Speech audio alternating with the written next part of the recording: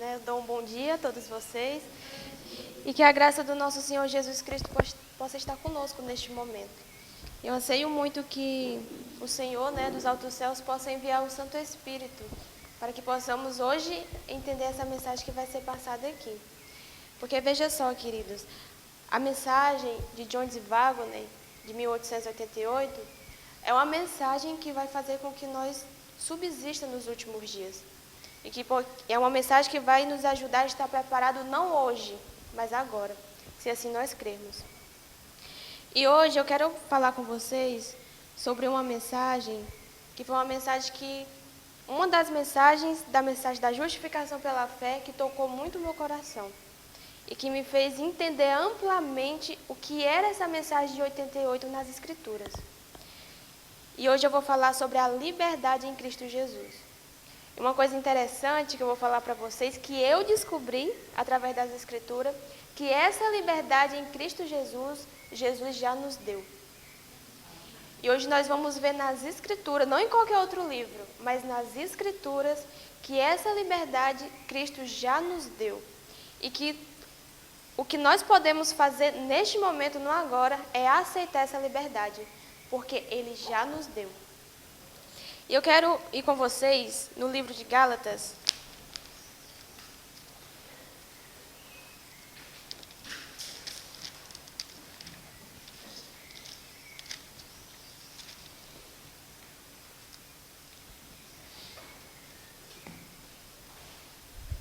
Gálatas, capítulo 1, versículo 4.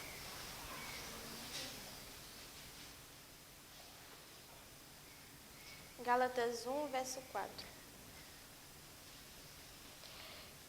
Diz assim. Todos acharam?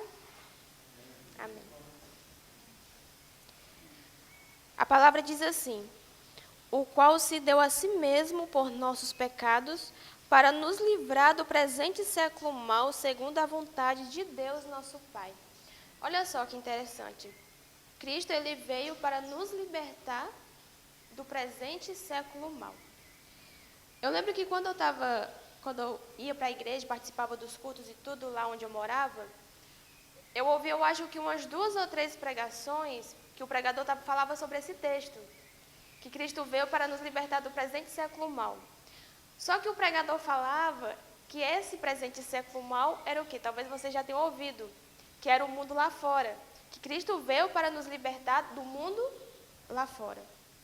Só que hoje, querida, eu quero mostrar para vocês que esse presente século mau não é o mundo lá fora. E vocês vão poder compreender amplamente isso nas Escrituras. Eu queria ler uma história para vocês que diz assim: conta-se que havia certo homem famoso pelo seu temperamento irritável. Se punha bravo frequentemente, lançando a culpa de tudo aos que o cercavam. De acordo com ele, nenhum deles fazia bem as coisas. Então, decidiu separar-se do mundo e transformar-se no ermitão. O ermitão, né, que decide se separar de todo mundo e ir para um lugar deserto. E que vocês possam prestar bem atenção nos detalhes dessa história, porque aí vocês vão entender o que é esse presente século mau. Escolheu como casa uma caverna na floresta, longe de qualquer habitante humano. Pela manhã, tomou uma tigela e foi a um arroio prover-se de água para cozinhar. As pedras estavam úmidas e escorregadias, pelo crescimento de algas na superfície, debaixo do efeito contínuo da água. Ao colocar a tigela debaixo do jato de água do manancial, esta deslizou. Colocou-a novamente e a mesma tornou-se a deslizar. Por 2 ou 3 vezes voltou a colocá-la, mas tornava a deslizar. A paciência do ermitão se esgotou e exclamou bravo: verás se paras ou não. Ergueu a tigela e assentou-a com tal violência e energia que foi feita em pedaços. Não havia ninguém a quem culpar, exceto ele mesmo, e teve o bom sentido de reconhecer que o que fazia pecar não era o mundo exterior que o cercava, mas sim aquilo que levava em seu interior. Então, o problema desse homem estava entre as pessoas na qual ele vivia? Não. Eram as pessoas que irritavam ele? Que tirava a sua paciência? Era aquilo que estava dentro dele, no interior. Então, queridos, os nossos atos, as nossas ações, o que nos faz pecar não é as pessoas lá fora, não é o mundo lá fora. Eu não tenho que parar de pecar porque eu deixei o mundo lá fora. Eu vou parar de pecar por conta do que está o quê? Aqui dentro. Então, onde nós vamos, nós levamos este presente século mal. Este presente século mal que Cristo mencionou aqui nas Escrituras, não é o mundo lá fora, porque não é o mundo lá fora que nos faz pecar. É o que está dentro de mim. É o meu interior que é o presente século mal. E eu queria ir com vocês lá em Jeremias, Isaías, na verdade. Não, Jeremias mesmo.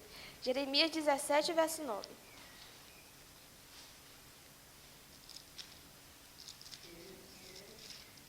Jeremias 17, verso 9.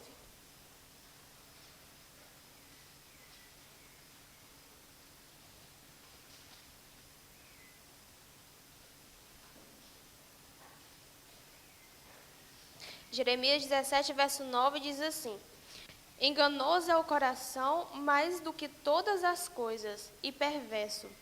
Quem o conhecerá? Olha só que interessante o que Jeremias fala aqui. Enganoso é o coração, mais perverso do que todas as coisas. Quem o conhecerá? Então, mais uma vez, a palavra de Deus está nos dizendo que aquilo que está dentro de nós é o que nos faz pecar. O nosso coração é enganoso. Jeremias 17, verso 9. De nada. Provérbios 4, 23, não precisa abrir, mas lá fala assim, que guarda o teu coração, porque dele procede as fontes da vida. Então, o que está dentro do nosso coração, o que está dentro de mim, é o que me faz pecar. Não o mundo lá fora. Isso tem que estar muito enfatizado na nossa mente. Porque muitas vezes, com o decorrer da nossa carreira cristã, nós acabamos tendo a mentalidade que esse presente século mal é lá fora, mas não é. Hoje nós vamos entender muito mais que esse presente século mal é o meu coração, é o que está dentro de mim, é a inimizade que eu tenho dentro de mim contra Deus. E agora eu queria ir com vocês no livro de Efésios.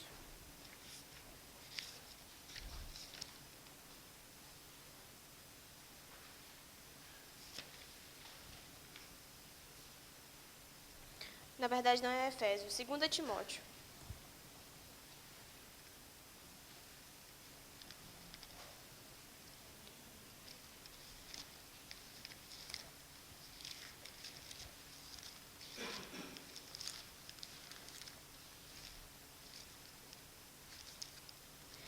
Segunda Timóteo, capítulo 3.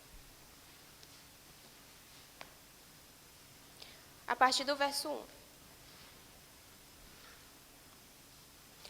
2 Timóteo 3, a partir do verso 1.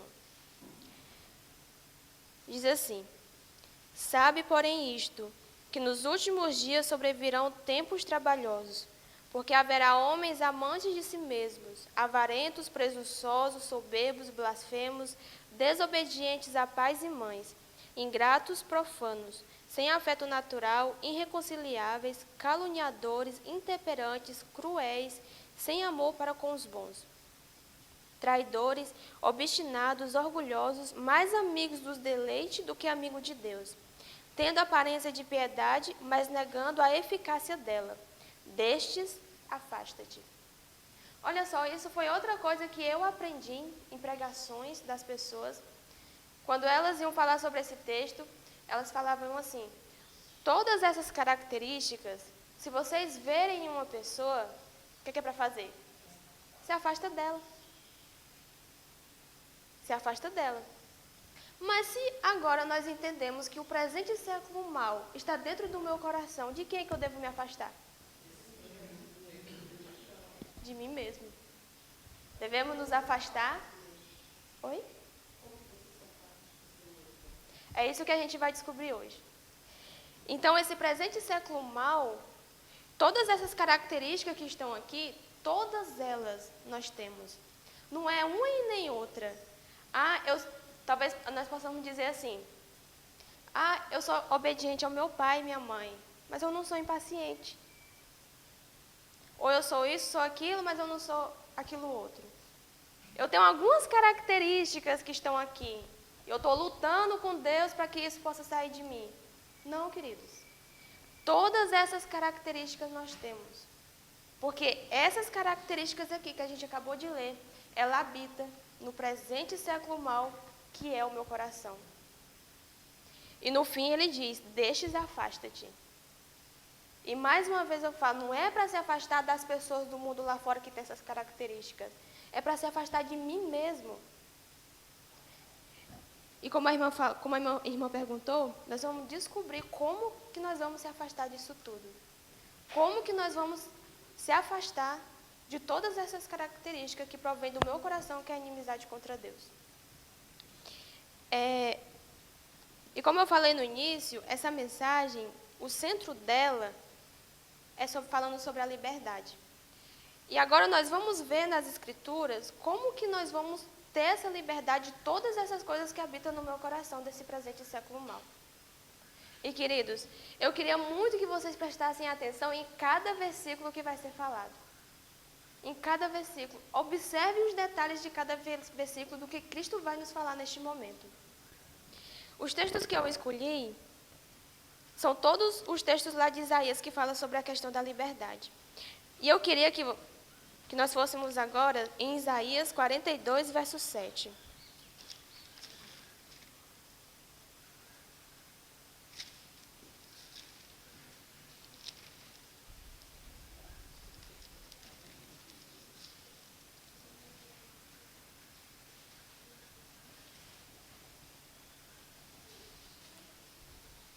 Isaías 42, verso 7. Diz assim: para abrir os olhos do cego, para tirar da prisão os presos e os cárceres que jazem em trevas. Eu pergunto para vocês, o pecado é uma prisão? O pecado é uma prisão. A gente entende completamente isso, que o pecado é uma prisão. E aqui Jesus diz, isso são características de Jesus. Ele veio para abrir os olhos do cego, para tirar da prisão os presos e dos cárceres os que jazem em trevas. E agora eu queria ir em Isaías 61, verso 1.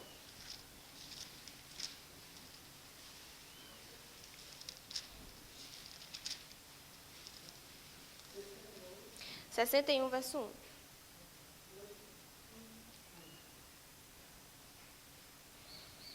Isaías 61, verso 1 diz o seguinte: o Espírito do Senhor Deus está sobre mim, porque o Senhor me ungiu para pregar boas novas aos mansos. Enviou-me a restaurar os contritos de coração, a proclamar liberdade aos cativos e a abertura de prisão aos presos. Olha só que interessante. No primeiro versículo que a gente viu, uma das coisas que Cristo veio fazer foi dar liberdade para quem? Para quem estava preso. E aqui, Isaías 61, verso 1, fala que ele veio proclamar essa liberdade para quem estava preso. Vocês podem prestar atenção em cada detalhe dos versículos, vocês vão achar uma coisa muito interessante. E aí, agora eu queria em Isaías 49, verso 9.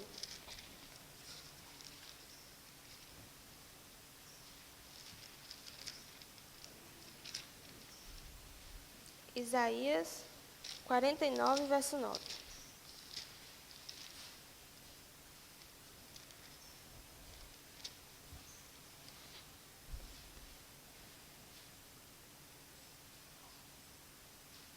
Esse é um dos versículos que eu acho mais lindo nessa mensagem. Diz assim: para dizerem aos presos. O que é que está dizendo aí na Bíblia de vocês? Saia. E aos que estão em trevas apareceis. Eles pastarão nos caminhos, em todos os lugares altos haverá o seu pasto. Olha só, no capítulo 61 que a gente leu, no versículo 1, no final ele diz assim: e a abertura de prisão aos presos. Veja que no capítulo 42, lá fala que Cristo veio dar essa liberdade para quem estava preso. No capítulo 61, lá fala que ele veio proclamar essa liberdade. E olha que interessante como Deus é detalhista em todas as coisas.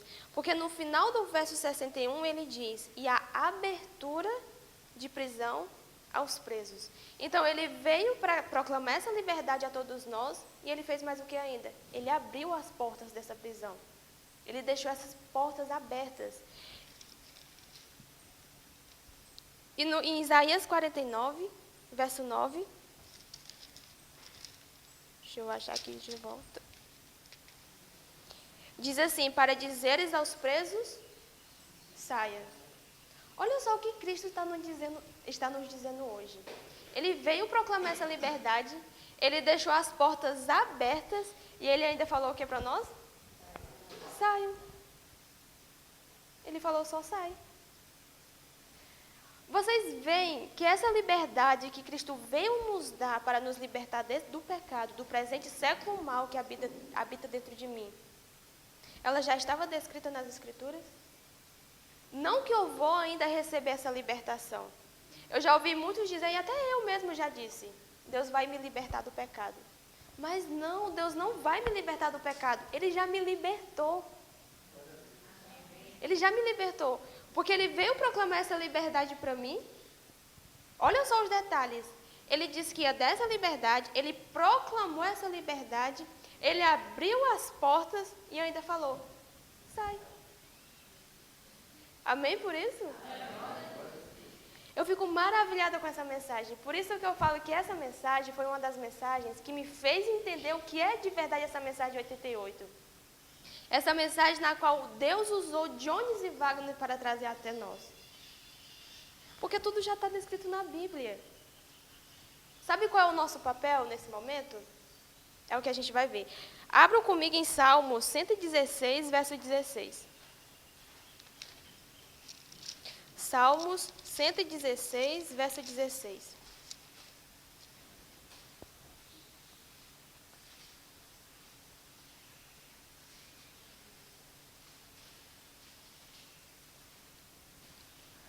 Salmos 116, verso 16. Olha só o que diz. Ó Senhor, deveras sou teu servo. Sou teu servo, filho da tua serva. Soltastes as minhas ataduras. Eu pergunto para vocês, o que é que um servo faz? Ele obedece a quem? Um servo obedece ao seu Senhor. Mas aí a gente acabou de ver que Cristo, ele proclamou essa liberdade, ele abriu as portas e falou, sai. Se eu sou servo de Cristo, o que é que eu devo fazer? Obedecer. A Bíblia fala que aquele que é servo do pecado é escravo do pecado. Ele obedece a quem? Ao pecado, porque ele é servo do pecado. Ele é servo desse reino. Mas se eu sou servo de Cristo, o que é que eu vou fazer com essa liberdade que ele me proclamou? Eu vou obedecer, porque eu sou servo dele. Então, na hora que ele abriu as portas da prisão do pecado e pediu para eu sair, se eu sou servo dele, o meu papel é obedecer. Talvez vocês possam pensar assim, nossa, mas é muito fácil para ser verdade. Queridos, eu falo, é fácil. Porque se está escrito, é fácil. Não é pelo nosso poder. Se for por nós mesmos, nós somos servos do pecado. Mas olha, veja que interessante. A Bíblia diz o quê? Onde abundou a graça, onde abundou o pecado, superabundou a graça. Agora pensem comigo. Qual reino é maior? O reino da graça ou o reino do pecado? Logicamente que o da graça, porque Deus é muito mais poderoso de quem? Satanás. Então, por que é que muitas vezes ainda, nós ainda se detém indo no caminho sendo servos de Satanás? Porque a gente ainda não conseguiu compreender e a gente ainda não tem na nossa mente que, pela lógica, a graça é muito maior. Que ser servo de Deus vai nos ajudar, tendo Cristo em nós, a praticar todas essas coisas, ser obediente a Deus, assim como a gente foi obediente a Satanás deveras antigamente. E olha só, queridos, às vezes, quando a gente lê isso, quando eu vi isso pela primeira vez, quando eu estudei sobre essa liberdade, eu também pensei isso. Mas como assim Cristo ele veio proclamar essa liberdade para mim, ele abriu as portas, ainda pediu para eu sair, e eu só vou sair. Mas sabe por que a gente pensa isso? Porque nós ainda, irmãos, infelizmente, nós ainda temos a mentalidade de obras. Nós achamos que quando nós fazemos alguma coisa, a nossa vida vai mudar. Só que ela não vai mudar. Porque olha só, veja só, Isaías 64, abram lá comigo.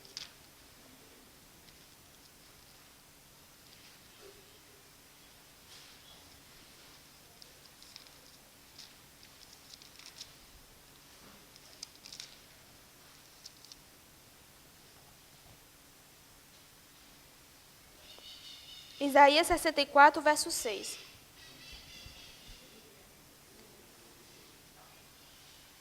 Diz assim: mas todos nós somos como o imundo, e todas as nossas justiças como o trapo de imundícia. E todos nós murchamos como a folha, e as nossas iniquidades como o vento nos arrebatam. Nossas justiças são o quê? Trapos de imundícia. Nossas obras são trapos de imundícia. Veja só, a lei, ela requer uma obediência perfeita. Ela não requer a minha obediência. A minha obediência é perfeita? Não.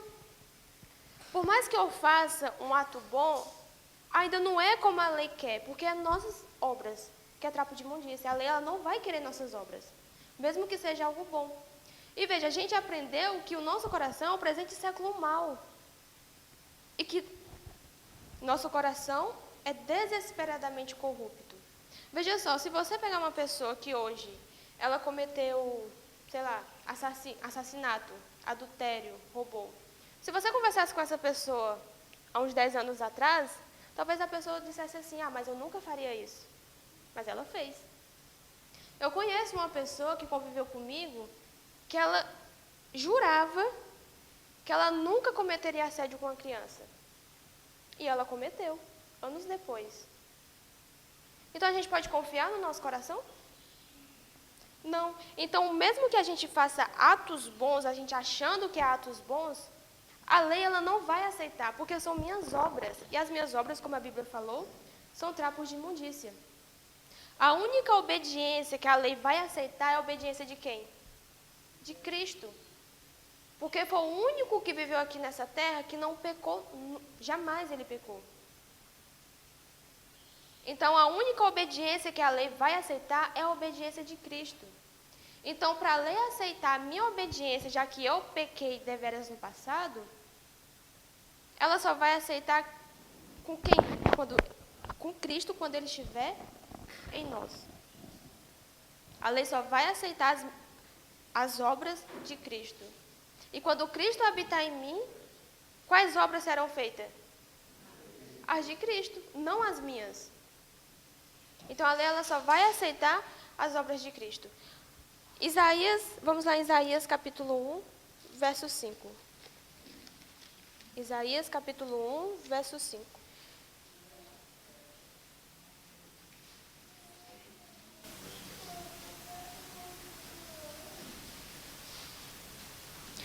Isaías capítulo 1, verso 5.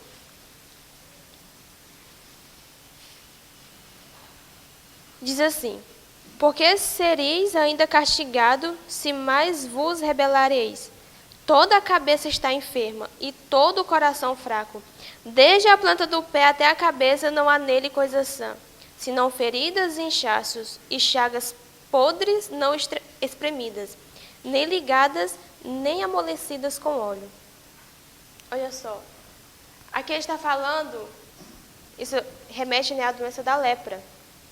E a doença da lepra, a gente pode fazer uma semelhança muito grande com a doença do pecado. Né? E a Bíblia fala, né, que todo o corpo está doente. Então, todo o nosso corpo, todo o nosso coração está doente. Então, nós precisamos da justiça de Cristo habitando em nós para que as obras que forem ser feitas sejam as obras de Cristo e para que a lei ela possa nos aceitar. E isso só vai acontecer quando nós aceitarmos essa liberdade que Deus proclamou há muito tempo atrás na cruz, desde o princípio do mundo. E essa liberdade, queridos, é como eu falei, talvez a gente possa pensar por um momento assim, é só isso que tem que fazer? E eu repito para vocês, é só isso. Se nós somos servos de Cristo, quando Cristo disser assim, sai dessa prisão, se nós somos servos obedientes, nós vamos fazer o quê? Nós vamos sair. Essa liberdade, tem um capítulo nesse livro, Vivendo pela Fé, que fala sobre a liberdade. E lá ele vem falando que, no hebraico, essa palavra liberdade, ela remete a uma andorinha. E a gente já ouviu aquela expressão, né? Livre como um pássaro. E essa liberdade que Cristo nos deu, é como se fosse essa expressão. Livres como um pássaro. E nós seremos livres como um pássaro quando nós entendemos verdadeiramente essa liberdade. E entender que se eu sou servo de Cristo, eu vou aceitar essa liberdade e eu vou sair da prisão do pecado. Que essa mensagem possa ter tocado os nossos corações. Porque por mais que ela já tenha tocado o meu coração, novamente ela tocou novamente o meu coração neste dia de hoje. Eu louvo a Deus muito por isso.